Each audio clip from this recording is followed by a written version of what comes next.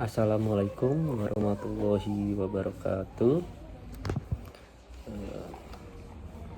Kami di sini ingin mempresentasikan modul 6 pembelajaran IPA yang berjudul pembelajaran IPA terintegrasi.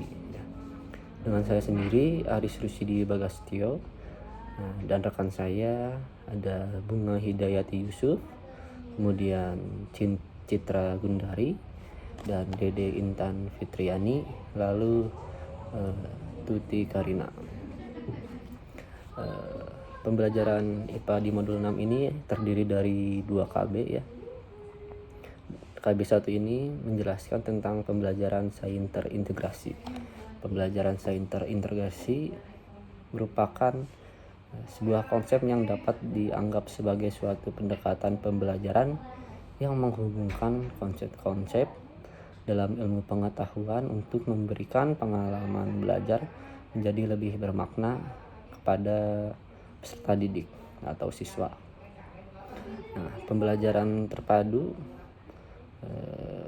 ini dikatakan lebih bermakna karena anak didik akan memahami konsep-konsep melalui pembentukan konsep itu sendiri dan melalui pengalaman langsung dan menghubungkannya dengan konsep-konsep lain yang sudah mereka pahami ya.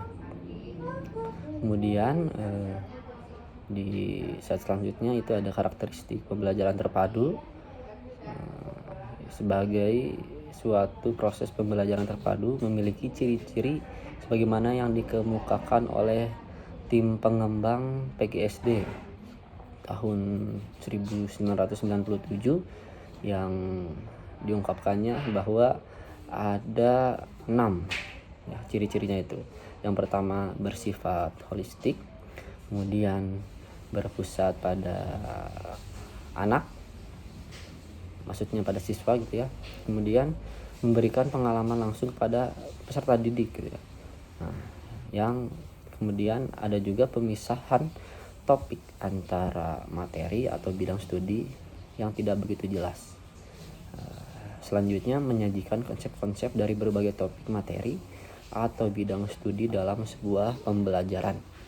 Nah, yang terakhir ini hasil pembelajaran dapat mendorong perkembangan anak lebih lanjut dengan minat dan kebutuhan. Nah, itu tadi ciri-cirinya. Kemudian Robert Fagarty dalam bukunya yang berjudul How to Integrate the Curricula menyatakan bahwa pembelajaran terpadu dibedakan ke dalam 3 kelompok berdasarkan pada sifat keterpaduannya, yaitu yang pertama itu ada model dalam satu disiplin ilmu atau within single discipline yang meliputi model fragmented connection dan nested. Kemudian yang keduanya ada model antar disiplin ilmu atau cross several discipline yang meliputi model sequence, shared, webbed, threaded, and integrate. Yang ketiga itu ada model lintas lingkup pembelajaran yang termasuk within and across learned yang mencakup model immersive ya. Kemudian di slide selanjutnya ada kelebihan pembelajaran terpadu. Pembelajaran terpadu memiliki kelebihan antara lain pengalaman dan kegiatan belajar anak-anak atau peserta didik selalu relevan dengan tingkat perkembangan anak itu sendiri. Kemudian yang keduanya ada kegiatan yang dipilih sesuai dan bertolak dari minat dan kebutuhan anak. Maksud bertolak ini berkaca pandang dari minat dan kebutuhan anaknya itu sendiri. Kemudian yang C-nya itu seluruh kegiatan lebih bermakna bagi anak, dan yang terakhir itu menumbuh kembangkan keterampilan sosial anak. Kemudian secara garis besar pembelajaran terpadu dibedakan menjadi 2 jenis berdasarkan cakupan materi yang akan terintegrasi, yaitu intradisiplin ilmu dan interdisiplin ilmu. Pembelajaran terpadu intradisiplin ilmu mengintegrasikan topik-topik yang terdapat dalam satu rumpun bidang studi. Misalnya di IPA itu terdiri dari fisika, kimia, biologi, walaupun pada kenyataannya untuk pembelajaran IPA di SD itu tidak ada pemisahan yang jelas, dalam arti tidak ada batas-batas yang jelas antar ketiga bidang studi tersebut gitu ya. Selanjutnya akan dijelaskan oleh Bu Bunga. Silahkan Bu Bunga. Selanjutnya, kegiatan belajar 2, merancang pembelajaran sains terintegrasi. Beberapa alasan kenapa kita perlu menerapkan cara pembelajaran secara intern dan intradisiplin ilmu, yaitu yang pertama, pemahaman materi menjadi lebih bermakna karena disajikan secara konkret, sesuai dengan kehidupan sehari-hari dan sesuai dengan kehidupan anak.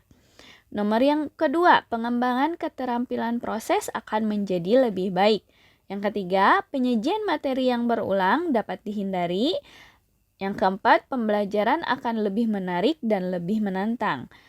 Lalu, bagaimana cara kita menyiapkan pembelajaran secara internal dan intradisiplin ilmu di SD?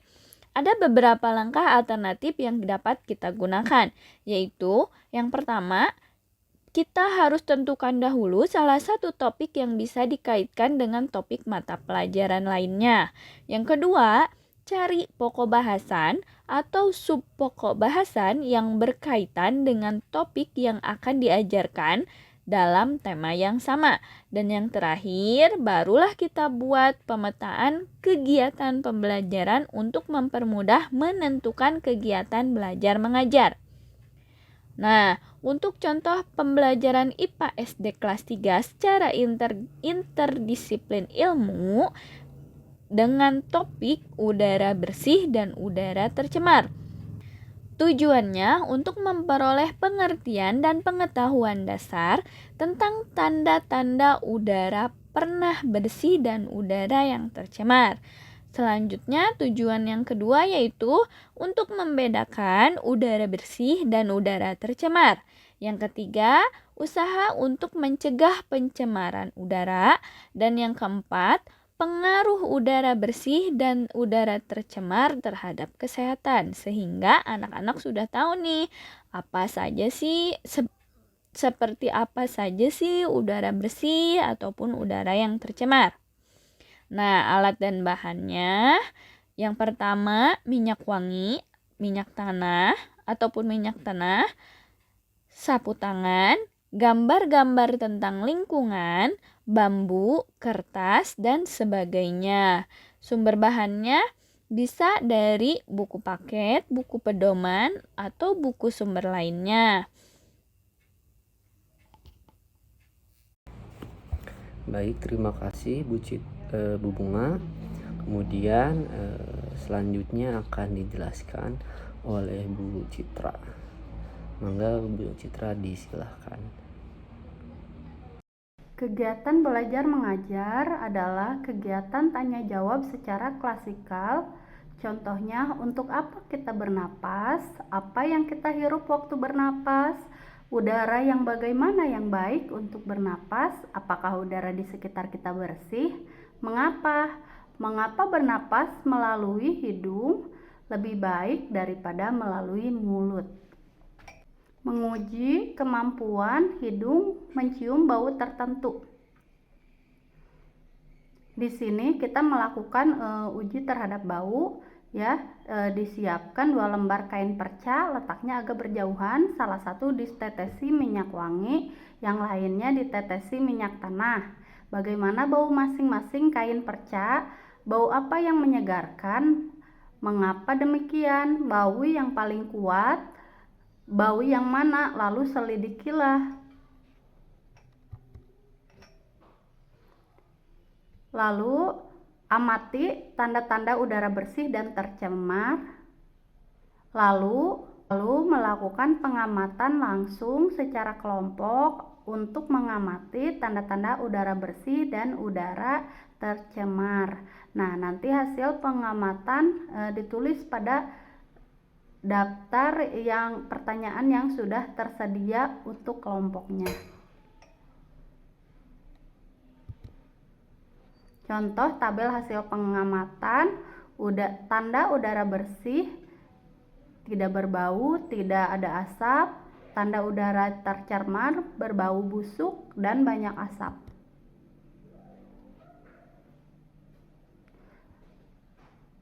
Lalu di sini ada menggambar tempat-tempat yang berudara bersih dan udara tercemar secara kelompok. Nah, setelah jadi gambarnya, kemudian dapat menceritakan gambar yang sudah dibuatnya dan dijadikan buku cerita bergambar. Terima kasih Bu Citra. Untuk salindia selanjutnya akan dijelaskan oleh Bu Dede. Waktu dan tempat disilahkan Bu Dede. Untuk pembahasan selanjutnya, dari contoh pembelajaran IPA SD kelas 3 secara interdisiplin ilmu dengan topik udara bersih dan udara tercemar, pada nomor 5 ada bermain peragaan, yang mana alat permainannya yaitu kartu bertuliskan penyebab udara bersih dan udara tercemar. Lalu ada nomor untuk undian dan karton tebal. Kalau misalnya karton tebalnya tidak ada, boleh menggunakan triplek. Nah, cara bermainnya: 1. Pemain mengambil nomor pada kantong nomor dengan mata terpejam. Jadi siswa yang bagian mengambil nomor itu matanya terpejam. Boleh ditutupi dengan kain atau dengan sapu tangan. Lalu yang kedua, pemain memperagakan apa yang tertulis pada kartu sesuai nomor yang dipegangnya. Dan yang ketiga, pemain yang tidak mampu memperagakan diberikan hukuman. Misalnya disuruh bernyanyi, disuruh berhitung, atau disuruh membaca. Jadi pada kesempatan ini, guru juga mengajarkan dan mempraktekkan notasi tinggi nada. Yang keenam, ada diskusi kelompok tentang mengapa udara di kota-kota besar tercemar. Hasilnya nanti dipajang di papan tulis untuk didiskusikan secara klasikal. Misalkan ini papan tulis, lalu anak-anak disuruh berdiskusi yang hasilnya dipajang di papan tulis. Misalkan kelompok A mencatat bahwa udara di kota-kota besar tercemar itu karena banyaknya polusi yang disebabkan dari pabrik. Nah, di sini mereka menuliskan di kertas, lalu hasil diskusi mereka itu ditempel di papan tulis. Nah, lalu ketika sudah ditempel dari beberapa kelompok di papan tulis, hasil diskusinya bisa dicatat masing-masing di buku catatan anak. Lalu yang ketujuh ada membuat clipping. Setiap anak dianjurkan untuk mencari berita tentang lingkungan dari majalah atau surat kabar yang tidak terpakai lagi. Kemudian tempelkan pada karton dan dijadikan buku zigzag. Nah, jadi peserta didik dianjurkan untuk mencari berita tentang lingkungan dari majalah atau surat kabar yang sudah tidak terpakai. Nah, lalu mereka mengguntingnya dari surat kabar atau dari majalah, lalu ditempelkan pada karton. Setelah ditempelkan, bentuk kartonnya secara rapi dan nantinya dijadikan buku zigzag. Misalkan di sini untuk judulnya tentang menanam bunga, bagaimana cara penanamannya. Jadi nanti hasilnya seperti buku zigzag seperti ini.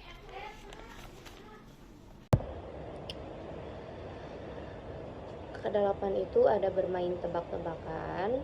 Alat permainannya itu ada 2 kelompok dan karton yang ditempelkan di papan tulis.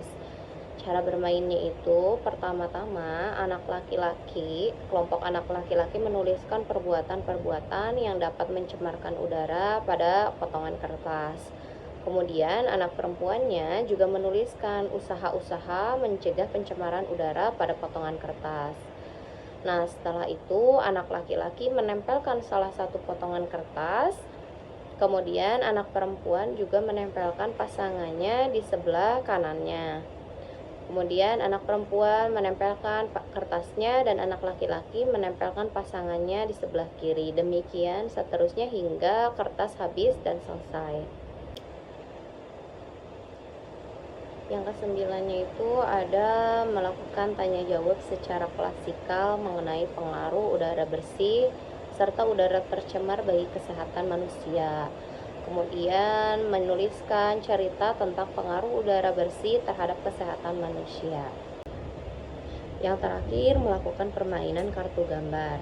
Alat permainannya yaitu kartu-kartu yang bergambar keadaan lingkungan udara yang bersih dan keadaan udara yang tercemar.